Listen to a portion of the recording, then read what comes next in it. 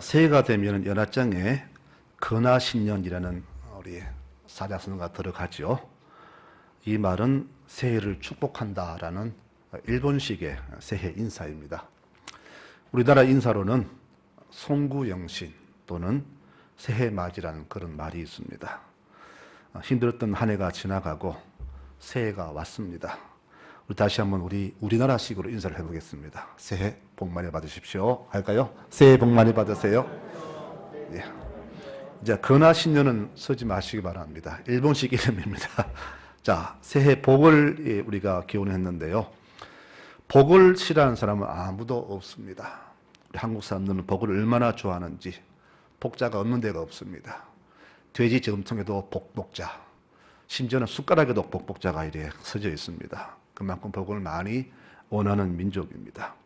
이런 귀한 복이 우리 모든 교우들에게 넘쳐나시기를 축원합니다. 모든 복은 하나님이 주십니다. 복의 근원은 하나님이십니다. 그러므로 복을 받으려면 하나님께 내가 복을 빌어야 됩니다. 이 복을 다른 데서 받으려 하면 복을 절대 받을 수가 없습니다. 원래 첫 말씀을 부흥하는 교회로 이렇게 정했습니다.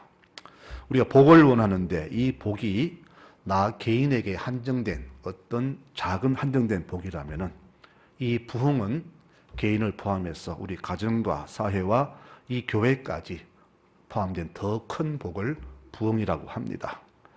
우리 교회와 우리 가정에 이 놀라운 부흥의 축복이 넘쳐나시기를 축원합니다. 그러므로 부흥은 복보다 훨씬 더 크고 높고 깊은 복을 말합니다. 우리 하나님은 신앙생활을 잘하는 분들에게 복을 주신다고 약속하셨습니다. 그러므로 내가 복을 받으려면 신앙생활을 올바로 하면 됩니다. 신앙생활을 제대로 하지 않으면 절대 복을 받지 못합니다. 그럼 무엇이 바른 신앙생활이냐? 교회에 왔다 갔다 하는 그런 종교생활이 아니라 하나님을 기쁘시게 해드리는 것이 바른 신앙생활이며 말씀대로 실천하며 사는 것이 바로 하나님을 기쁘시게 하는 생활입니다. 우리 신앙생활에서 정말 중요한 것이 있는데 그것은 뭐냐 하면은 내 방향을 제대로 잡는 겁니다. 내가 아무리 열심히 수고하고 봉사를 해도 그 방향이 틀리면 아무 소용이 없습니다. 마라톤 선수가 열심히 뛰었는데 원래 목표보다 반대로 간다면 헛수고하는 마음과 똑같은 이치가 되겠죠. 그럼 무엇이 올바른 방향이냐? 우리의 생각과 목표와 방법이 하나님 말씀과 일치하는 것이 올바른 방향입니다. 이 방향이 옳지 않을 때에 우리가 인생을 아무리 열심히 살아도 우리는 열매를 얻지 못함을 알아야 됩니다. 나쁜 나무에서 나쁜 열매가 맺히죠. 그러므로 신앙생활도 내가 바르게 해야만이 좋은 열매가 맺히는 겁니다. 이 땅에는 교회가 많지만은 하나님을 기쁘시게 하는 교회는 그리 많지 않은 것 같습니다. 우리는 주로 큰 교회를 부러워하지요. 수천 명, 수만 명 모인 교회를 부러워하는데 그러면 큰 교회는 다 하나님을 기쁘시게 하는 교회일까? 결코 아닐 겁니다. 제가 정말로 부러운 교회는 교인들이 말씀대로 살려고 애쓰고 이웃들에게 칭찬과 인정받는 그런 교회, 날마다 기도하기 힘쓰는 교인들이 넘쳐나는 교회, 바로 이런 교회를 저는 굉장히 부러워합니다.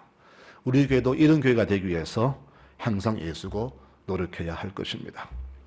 초대교회는 모든 교회의 롤 모델입니다. 모두가 이 교회를 본받으려고 애를 씁니다. 그러면 왜 지금은 초대교회처럼 그런 교회가 되지 않을까?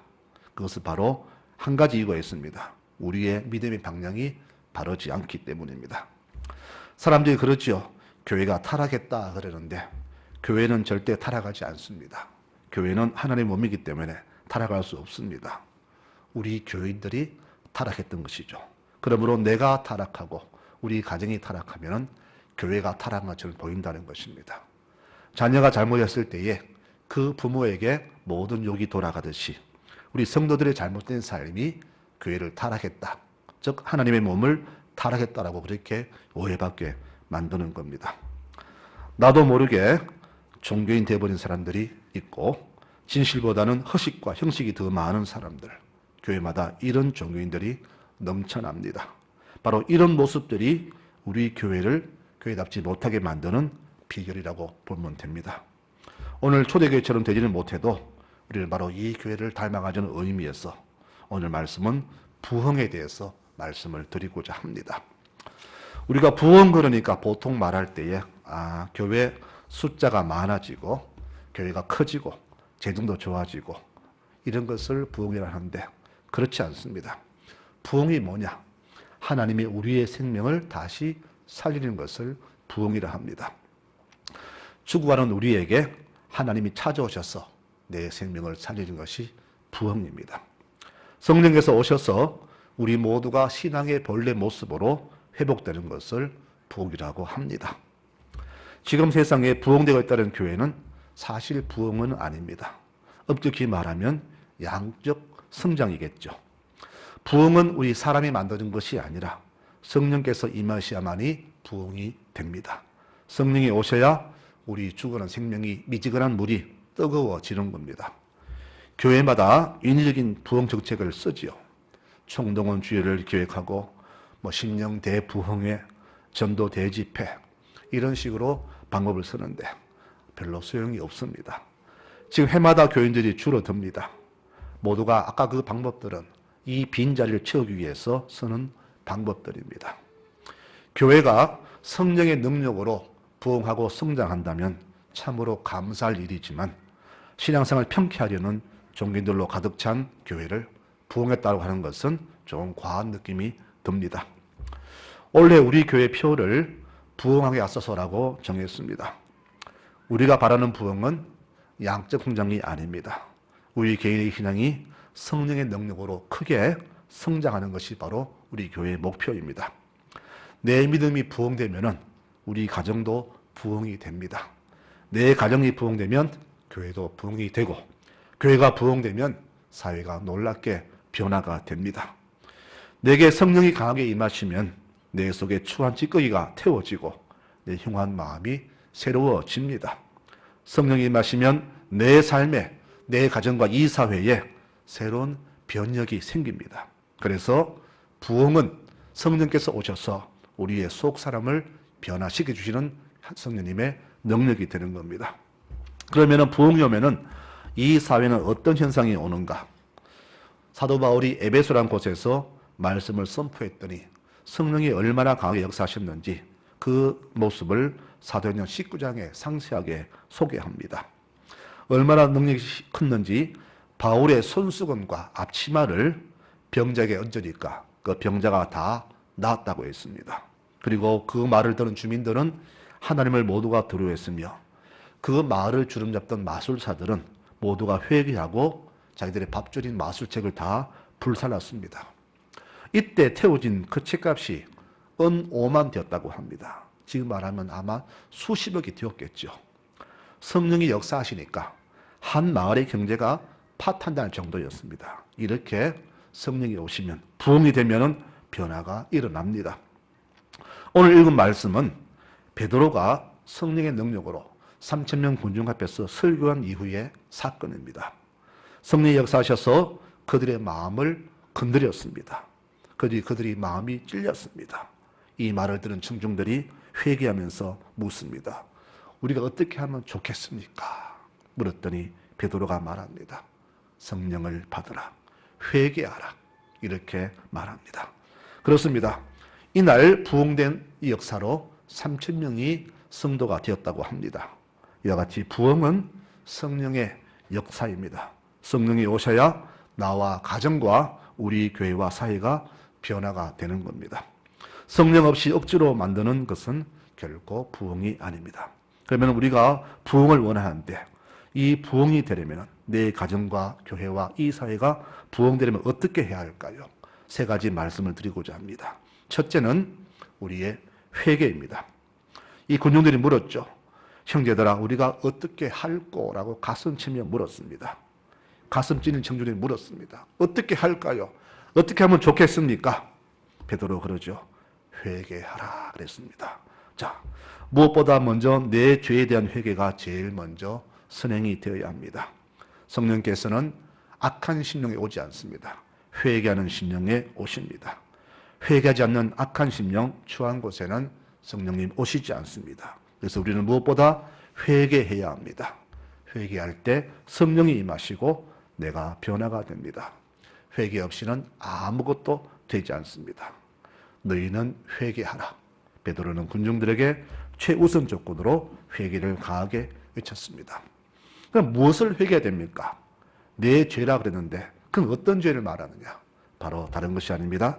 하나님 믿지 않은 죄를 회개해야 합니다. 이게 무슨 소리입니까?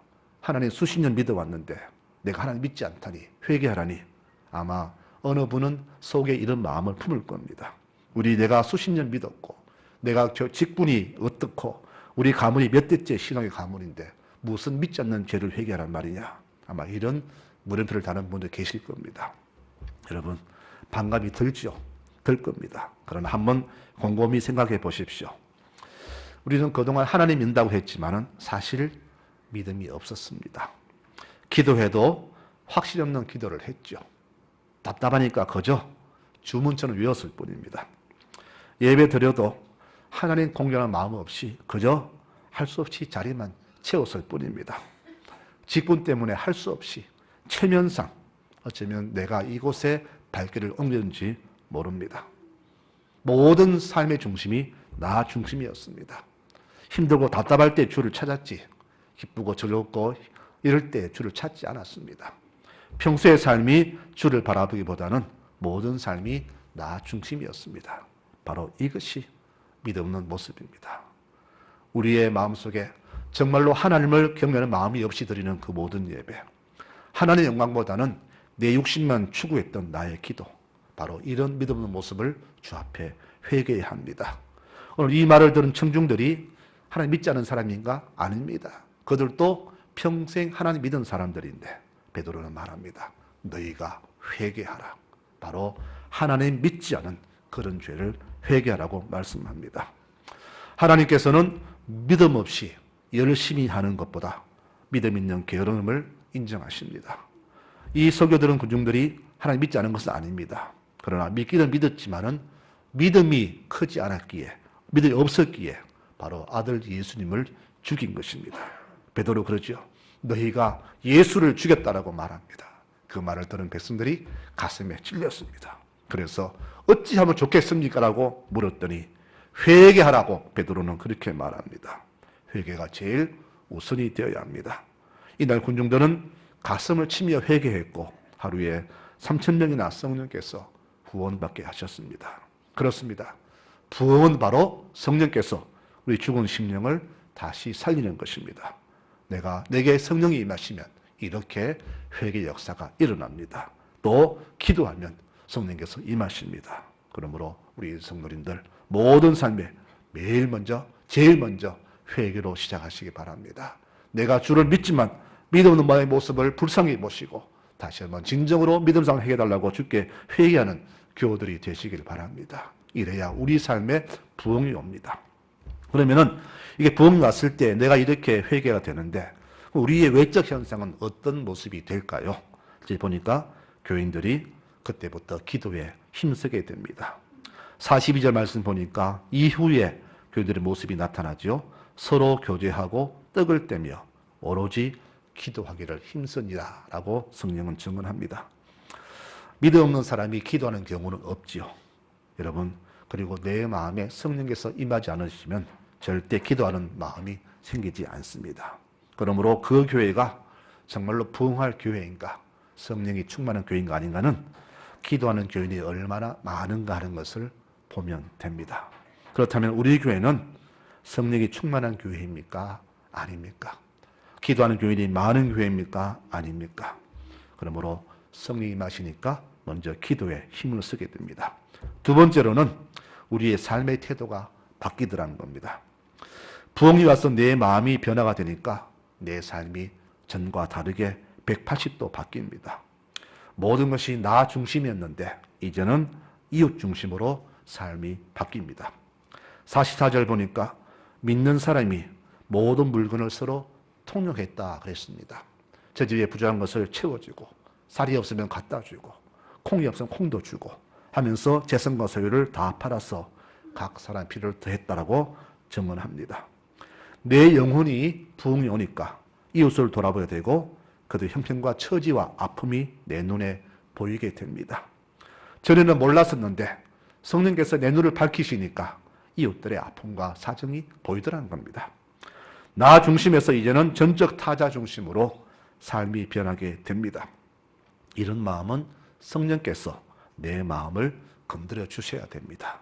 완악한 마음으로는 볼 수 없는 것이 성령의 터치로 보여지더라는 겁니다. 불쌍한 사람 보니까 안 도와주고 견디지 못하는 것이 성령의 역사입니다. 이렇게 성령이 오시니까 내 삶이 이렇게 외적으로 변합니다. 세 번째로는 날마다 모이기에 힘쓰게 된다는 겁니다. 46절에 날마다 마음을 같이하여 성전에 모이기를 힘쓰고 라고 했습니다. 자, 그러면 이 교인들이 모이면 뭘 했을까요? 기도했겠죠. 또 오늘은 어디로 전도하러 갈까? 전도 계획 세웠겠죠. 오늘 어느 집에 방문할까? 신방 계획도 세우고 어느 가정이 어려운가? 돌아볼까? 아마 그런 구제 계획도 세웠을 겁니다. 교회는 세상과는 구별된 장소입니다. 그래서 거룩한 장소라고 합니다. 그렇다면 이 거룩한 장소 출입하는 우리 교인들도 당연히 거룩한 백성이 되어야 합니다. 거룩한 백성은 세상과 구별된 삶을 말합니다. 세상과 다르게 저들과 차별되게 사는 사람을 거룩하다고 말합니다. 이 거룩한 장소에 오는 우리 교인들은 세상과 다르게 살아가야 합니다. 그전에는 몰랐었는데 성령께서 우리를 터치하시니까 내가 변하니까 찔리니까 긍휼한 마음이 생기니까 이 백성들이 거룩한 백성으로 변모가 되어서 날마다 모이게 힘쓰게 되더라는 겁니다. 너희는 거룩하라. 나 여호와가 거룩하니라. 세상 속에 살지만은 저들과 다른 모습 사는 것, 이것이 바로 거룩한 백성입니다. 이렇게 성령께서 역사하시니까 교인들이 거룩한 백성으로 변모가 되었습니다. 그런데 왜 우리 교인들은 지금 세상처럼 똑같이 살아가고 있습니까? 이유가 딴 거 없습니다. 성령의 충만함을 잊지 않아서 그렇습니다. 우리에게 성령이 없다면 우리는 사실 세상과 다를 게 하나도 없는 사람들입니다. 그러니 내가 거룩한 성도가 되려면 무엇보다 내 속에 성령께서 날마다 인지하셔야 됩니다. 즉 내가 부흥이 되어야 되는 겁니다. 내가 부흥이 되면 내 가정이 부흥이 되고 가정이 부흥되면 우리 교회도 자연스레 부흥이 됩니다. 그러므로 모든 부흥의 기준은 나부터 시작이 되는 겁니다. 예수를 핍박하던 바울은 주를 만난 이후로 완전히 변했지요. 어떻게 변했는가요? 이렇게 고백합니다. 나는 오직 예수 그리스도와 그분의 십자가 외에는 아무것도 알지 않기로 했다. 무슨 말이냐? 세상을 완전히 버렸다는 말입니다. 예수 만난 이후로 그는 세상의 명예와 부와 권력을 땅의 먼지처럼 여기며 살았습니다. 바로 이것이 부흥의 모습입니다. 초대교회처럼 부흥이 오면은 우리들의 삶도 올바르게 방향 전환이 되겠죠. 세상과 똑같이 살던 방향에서 하나님 방향으로 유턴을 하게 됩니다. 모두가 열심히 하나님 믿고 살지만은 열심보다 더 중요한 것은 내 가는 방향입니다. 잘못된 열심은 하지 않으면 못합니다. 잘못된 열심으로 예수를 핍박하던 바울은 훗날 이렇게 고백했어요. 나는 죄인 중에 괴수다. 죄수는 어떤 사람입니까? 죄 짓는 사람이 아니라 하나님과 다른 방향으로 가는 사람이 죄수입니다. 우리도 예수를 믿되 제대로 올바로 알고 올바른 방향으로 나아가야 합니다. 그렇지 않으면 우리의 열심이 오히려 죄인의 괴수가 될지도 모릅니다. 초대교회는 성령의 능력으로 부흥이 되었고 이 때문에 세상 사람들에게는 이런 인정을 받았습니다. 아, 교회가 이런 곳이구나. 아, 저 모습이 하나님 믿는 사람들이구나 하는 것을 보여준 교회였습니다. 유무상통, 상부상조, 이웃사랑, 상생 이런 단어들은 이때부터 초대교회에서 사용되었고 실천되었습니다. 부흥이 오니까 또 어떤 일이 생겨났습니까? 불신자들이 회심을 했습니다. 이들이 회심하니까 초대교회는 날마다 믿는 사람이 더했다고 증언을 합니다.